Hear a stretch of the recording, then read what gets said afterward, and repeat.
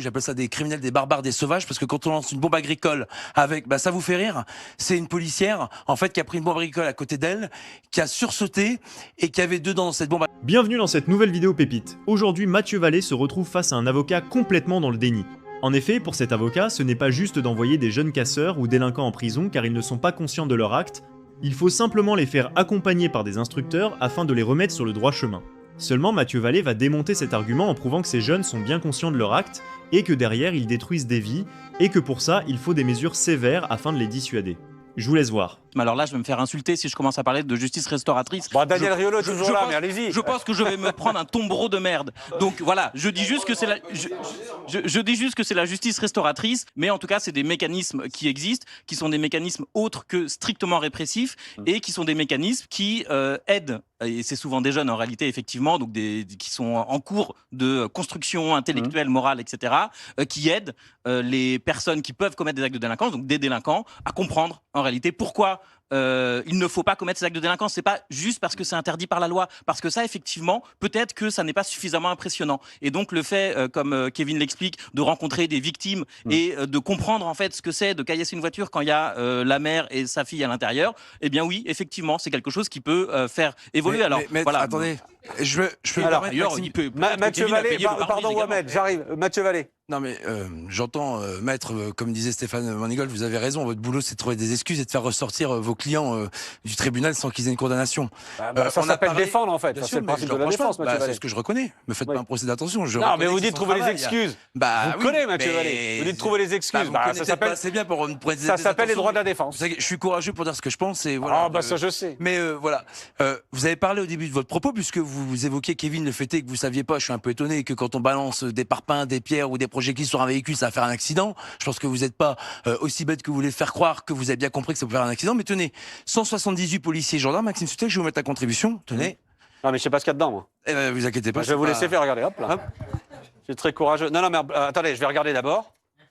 Ça va, j'ai pas proposé un film d'horreur non plus. Hein. Non mais qu'est-ce que c'est? Qu'est-ce que c'est? Je vais vous montrer. Si vous pouvez le tenir avec moi par contre, Oui. je mets la contribution.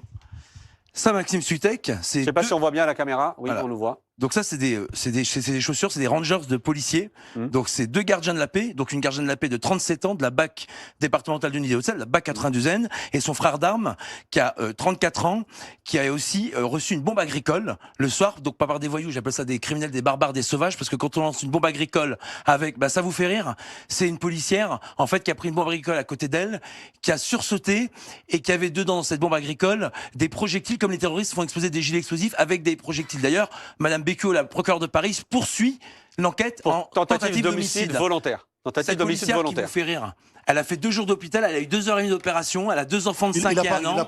Attendez, je vais terminer. Non, c'est pas la policière qui me fait rire, ce sont les termes. Je vais terminer. C'est pas la policière qui me fait rire, ce sont les termes. Ce sont les termes que vous utilisez quand vous parlez de barbares, de criminels. Restez raisonnable. Vous appelez ça comment, maître ?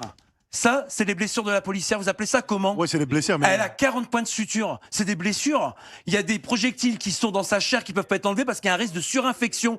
Lorsqu'elle a quitté son domicile, son mari qui est policier, et ses 2 enfants de 5 et 1 an, ces 2 enfants lui ont dit à demain, maman. Quand elle n'est pas rentrée à son domicile, est-ce que dans notre République, dans la 7e puissance du monde, comment vous appelez ça, monsieur ?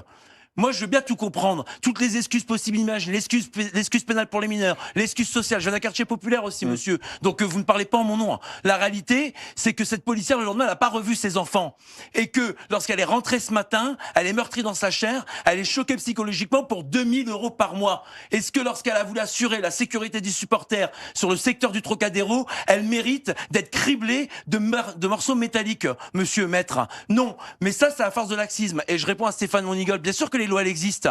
Moi, je dis pas que tous les juges sont pourris. Je suis pas comme la France insoumise à faire à la police ce que font la justice. Par contre, je dis simplement, oui, mais moi aussi, de toute façon, j'ai souffert, monsieur, quand vous avez parlé, donc je vais rebondir. Attendez, tout va bien. Je vais rebondir sur ce propos-là. Donc, on s'écoute. je vous donne un exemple, monsieur. Allez-y. Il y a un individu qui a été interpellé à Saint-Michel, qui avait outragé des policiers, qui s'est rebellé, qui a donné 10 jours d'ITT dans le code pénal, au-dessus de 8 jours d'ITT, sans la qualité de policier policier qui aggrave la fraction qui passe en délictuel, c'est déjà un délit. Le parquet a requis, le procureur de Paris, la procureure de Paris a requis hier, lors des 13 comparutions immédiates, a requis 12 mois de prison, dont 6 mois ferme avec mandat de dépôt. Nous, c'est ce qu'on propose. Des courtes peines, parce que quand tu touches à un flic, tu touches à sa chair et ça commence par des insultes, des caillassages, des mortiers. Et vous savez que les mortiers, ça crée des acouphènes et ça crée des surdités chez les policiers. C'est pas anodin, comme les éclats de verre lorsqu'ils sont caillassés dans les véhicules, Kevin. Donc moi, je dis simplement que les juges, qu'est-ce qu'ils ont décidé? De mettre la même sanction proposée par le parquet, mais sans mandat de dépôt et sans peine exécutée à l'issue de l'audience. Donc quand vous avez le policier qui a rien demandé, qui a fait son travail, qui se fait insulter de nazi, parce que c'est des insultes, ACAB et les noms d'oiseaux que j'évoquerai pas ici, plus 10 jours d'ITT violenté et qui voit son bourreau ressortir libre de l'audience, non, il ne le comprend pas. Non, les honnêtes gens ne le comprennent pas. Et je termine sur ça, monsieur, vous parlez des dommages à intérêts. Mais aujourd'hui, vous savez comment ça se passe. Si la personne elle est insolvable, si la personne elle est pas retrouvable, si le fisc, comme dit Stéphane Monigol, le fisc qui est bon par exemple à aller chercher les gens qui font des erreurs sur l'impôt sur le revenu ou qui font des erreurs de calcul pour les entreprises, je veux aussi qu'on ait la même chose. Je veux qu'on touche aux allocations, aux aides, que les parents qui laissent les gamins dans la rue traîner, si tu lâches tes gosses, tu lâches les allocs. Et le logement social, c'est la solidarité nationale. Il faut que tout le monde les enfants délinquants, Ibrahim, les parents ne s'occupent pas, Ibrahim, de s'occuper un logement social. Dites-nous en commentaire si vous êtes d'accord avec Mathieu Vallet. Pour ma part, il a entièrement raison et j'adresse une grande pensée à tous ces policiers qui sont avant tout des pères-mères de famille, qui se sont fait caillasser et insulter alors que leur seule mission consistait à assurer la sécurité de tout le monde.